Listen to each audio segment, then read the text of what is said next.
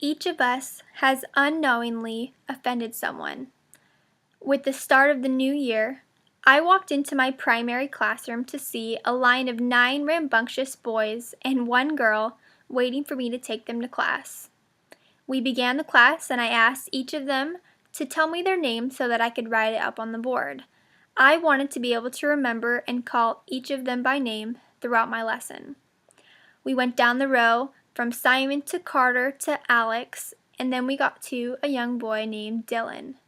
I proceeded to write Dillon,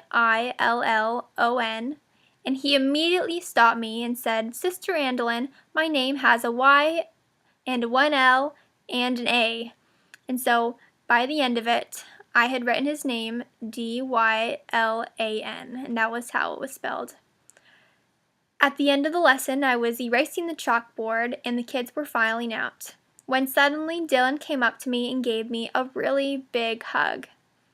I laughed because I didn't know whether it was because he enjoyed my lesson so much or he was just going to miss me, but he looked up at me and said very seriously, "I forgive you for spelling my name wrong." Immediately I felt guilty almost, because I didn't realize that I had hurt his feelings when I spelled his name wrong.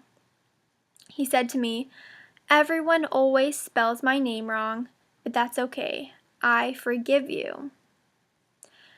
That day, it was not a completely life-changing event for Dylan and I, but it was a really powerful teaching moment that taught both of us the importance of forgiving others, even in a small situation like that. Forgiveness allowed him to overcome those feelings of anger or disappointment. And forgiving others really is what sets you free.